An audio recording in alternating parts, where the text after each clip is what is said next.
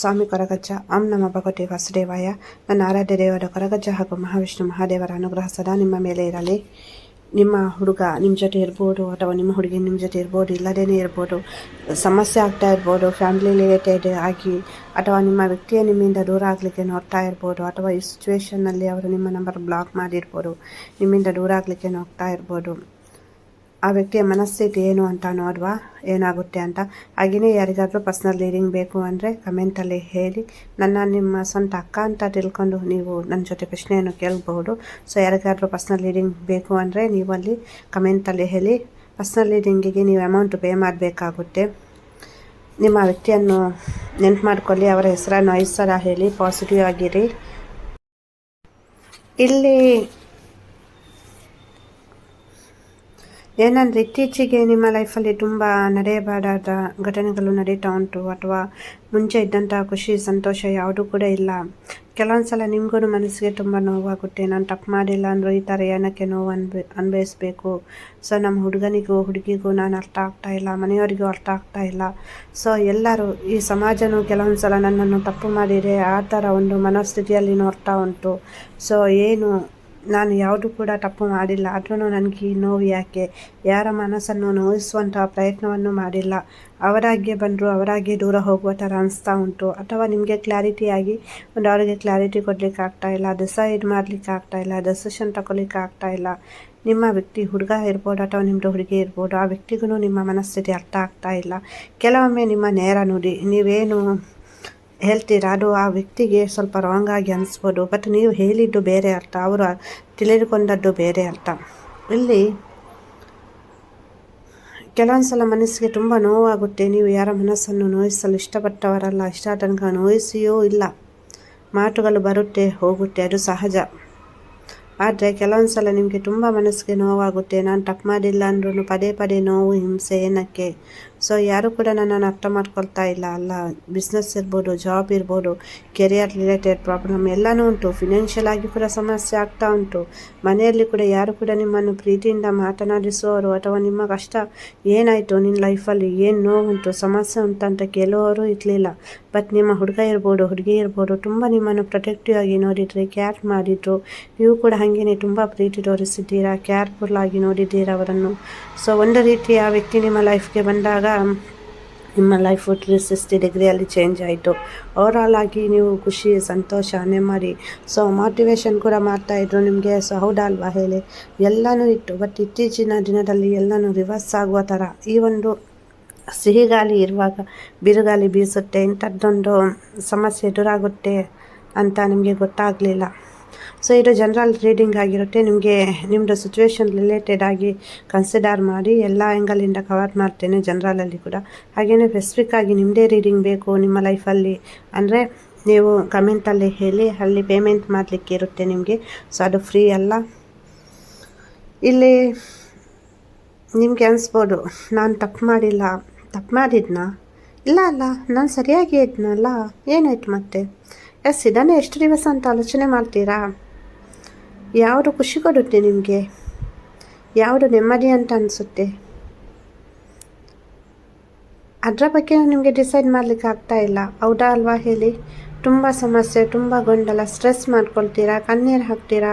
ಕೆಲವೊಮ್ಮೆ ಕೈಯನ್ನು ಗೋಡೆಗೆ ಹೊಡಿತಾ ಇರ್ಬೋದು, ಅಥವಾ ಮತ್ತೆ ಕೆಲವೊಮ್ಮೆ ಅತಿಯಾಗಿ ಕಣ್ಣೀರು ಹಾಕೋದು, ಅಥವಾ ಒಬ್ಬರೇ ಟೈಮ್ ಸ್ಪೆಂಡ್ ಮಾಡೋದು. ಸೊ ಬೇಡ ಅನಿಸುತ್ತೆ ಅಲ್ಲ ಈ ಲೈಫು? ಏನುಂಟು ಈ ಲೈಫಲ್ಲಿ? ಯಾರಿಗೂ ನಾನು ಬೇಡವಾ? ನನ್ನನ್ನು ಯಾರು ಏನಕ್ಕೆ ಪ್ರೀತಿಸಲ್ಲ? ಏನಕ್ಕೆ ನನ್ನನ್ನು ಅರ್ಥ ಮಾಡಿಕೊಳ್ಳಲ್ಲ? ಹಾಗಾದರೆ ನಾನು ತಪ್ಪು ಮಾಡಿದ್ನಾ? ಇಂಥದ್ದೆಲ್ಲ ಪ್ರಶ್ನೆ ಪದೇ ಪದೇ ಕೇಳ್ತಾ ಇರ್ತೀರಿ, ಹೌದಾ ಅಲ್ವಾ ಹೇಳಿ? ಏನನ್ಸುತ್ತೆ ಇದ್ರ ಬಗ್ಗೆ ನಿಮಗೆ? ನೀವೇ ಪ್ರಶ್ನೆ ಕೇಳ್ಕೊಳ್ತೀರಲ್ವ? ಸೊಲ್ಯೂಷನ್ ಸಿಗುತ್ತಾ? ಇಲ್ಲ ತಾನೇ? ಅತಿಯಾಗಿ ನೆಗೆಟಿವ್ ಆಲೋಚನೆ ಕೂಡ ಮಾಡ್ತೀರಾ, ಬೇಡದ್ದು ಬೇಕಿದ್ದು ಎಲ್ಲನೂ. ಸೊ ಇಲ್ಲಿ ಒಂದು ಅಂದರೆ ನಿಮ್ಮಿಬ್ಬರ ಮಧ್ಯೆ ಒಂದು ಕಮ್ಯುನಿಕೇಷನ್ ಕ್ಲಿಯರ್ ಕಟ್ಟಾಗಿ ಆಗಬೇಕು. ಏನು ಬೇಕು, ಏನು ಬೇಡ ಎಲ್ಲನೂ ನಿಮಗೆ ಬಿಟ್ಟಿದ್ದು.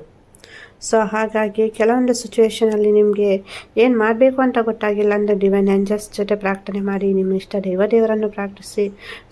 ಇಲ್ಲಿ ನಿಮಗೆ ಕೆಲವೊಂದು ಸೈನ್ಸ್ ಸಿಗ್ತಾ ಇರ್ಬೋದು, ಏಂಜಲ್ ನಂಬರ್ ಇರ್ಬೋದು, ಬಟರ್ಫ್ಲೈ ಇರ್ಬೋದು, ಅಥವಾ ಕೆಲವೊಂದು ರಿಪೀಟೆಡ್ ಆಗಿ ವೆಹಿಕಲ್ಸ್ ನಿಮಗೆ ಸೇಮ್ ಕಲರ್, ಸೇಮ್ ಕಾಣಿಸ್ತಾ ಇರ್ಬೋದು. ಸೊ ಇದೆಲ್ಲನೂ ನಿಮಗೆ ಒಂದು ಡಿವೈನ್ ಏಂಜಲ್ಸ್ ನಿಮ್ಮ ಜೊತೆ ಇದ್ದಾರೆ ಅನ್ನೋದು ಆಗಿರುತ್ತೆ.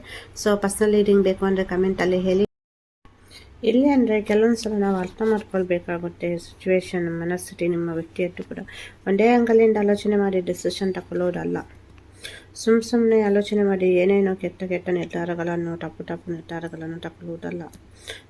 ಜೀವನ ಅನ್ನೋದು ದೊಡ್ಡದು. ಇವತ್ತಿದ್ದಂತಹ ನೋವು ಇನ್ನೊಂದು ಕ್ಷಣ ಮರೆಯಾಗುತ್ತೆ. ಹಾಗಾಗಿ ನೋಡಿ, ಸೂರ್ಯಚಂದ್ರರಿಗೆ ಗ್ರಹಣ ಹಿಡಿಯುತ್ತೆ.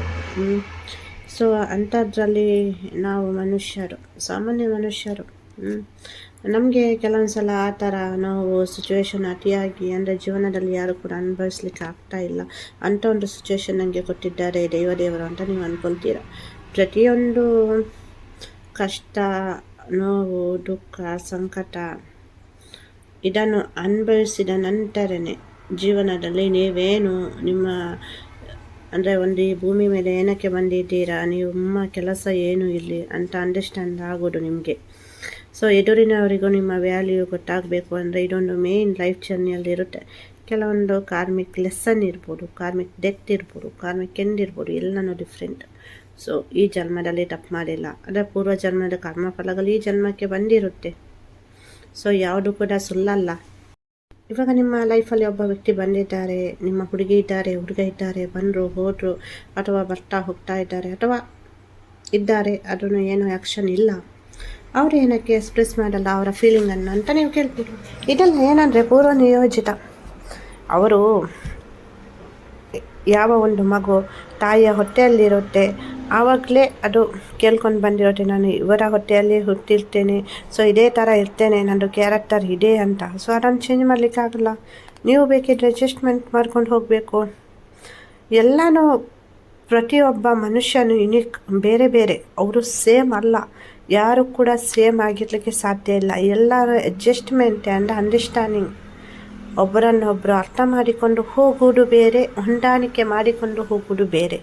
ಎಷ್ಟೋ ಜನರು ಅರ್ಥ ಮಾಡಿಕೊಂಡು ಹೋಗ್ತಾರೆ, ಮತ್ತು ಕೆಲವರು ಹೊಂದಾಣಿಕೆ ಮಾಡಿಕೊಂಡು ವಿಧಿ ಇಲ್ಲ, ನಾನು ಹೊಂದಾಣಿಕೆ ಅಡ್ಜಸ್ಟ್ ಮಾಡಲೇಬೇಕು ಆ ಥರ ಹೋಗುವವರು ಕೂಡ ಇದ್ದಾರೆ.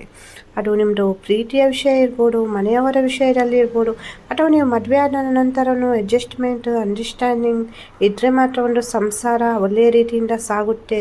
ಯಾರೆಲ್ಲ ಸಂಸಾರದಲ್ಲಿ ಖುಷಿಯಿಂದ ಇದ್ದಾರೆ, ಯಾರೆಲ್ಲ ರಿಲೇಷನ್ಶಿಪ್ಪಲ್ಲಿ ಖುಷಿಯಿಂದ ಇದ್ದಾರೆ, ಈಗೋ ಬಿಟ್ಟಿದ್ದಾರೆ, ಅವರು ಒಬ್ಬರನ್ನೊಬ್ಬರು ಅಂಡರ್ಸ್ಟ್ಯಾಂಡಿಂಗ್ ಮಾಡ್ತಾರೆ, ಅಡ್ಜಸ್ಟ್ಮೆಂಟ್ ಮಾಡ್ತಾರೆ. ಸೊ ನಾನು ಬೇರೆ, ಅವಳು ಬೇರೆ, ಅವನು ಬೇರೆ ಅಂತ ಅಲ್ಲ, ಇಬ್ಬರು ಕೂಡ ಒಂದೇ, ಎರಡು ದೇಹ, ಒಂದೇ ಆತ್ಮ, ಸೋಲ್ಮೆಂಟ್ ಕನೆಕ್ಷನ್ ಇರ್ಬೋದು, ಟ್ವಿನ್ ಫ್ಲೇಮ್ ಜರ್ನಿ ಇರ್ಬೋದು. ಪ್ರತಿಯೊಬ್ಬರಿಗೂ ಸಮಸ್ಯೆ ಇರುತ್ತೆ, ಪ್ರತಿಯೊಬ್ಬರಲ್ಲೂ ಕೂಡ ಎಲ್ಲದರಲ್ಲೂ 100% ಮ್ಯಾಚ್ ನಿಮಗೆ ಸಿಗಲ್ಲ, ಎಲ್ಲಿ ಸಿಗುತ್ತೆ?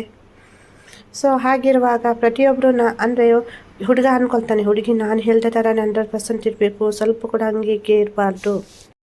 ಹುಡುಗಿನೂ ಹಾಗೇನೆ ಬಯಸ್ತಾನೆ, ಹುಡುಗ ನಾನು ಹೇಳಿದಾಗೆ ಕೇಳ್ತಾ ಇರಬೇಕು, ನನ್ನ ಕಂಟ್ರೋಲಲ್ಲಿ ಇರಬೇಕು. ಸೊ ಪ್ರೀತಿ ಮಾಡಿರೋ ತಕ್ಷಣ ನಿಮ್ಮ ಹುಡುಗಿ ಅಥವಾ ನಿಮ್ಮ ಹುಡುಗ ನಿಮ್ಮ ಸೇವಕರು ಅಥವಾ ಗುಲಾಮರ ಅಂತ ನೀವು ತಿಳ್ಕೊಳ್ಬಾರ್ದು. ಅವರಿಗೂ ಮನಸ್ಸುಂಟು, ಅವರಿಗೂ ಟೈಮ್ ಕೊಡಬೇಕು, ನೀವು ಅವರು ನಿಮಗೆ ಟೈಮ್ ಕೊಡಬೇಕು. Understanding and adjustment very important. ಇದನ್ನೆರಡನ್ನು ಅರ್ಥ ಮಾಡ್ಕೊಳ್ಳಿ.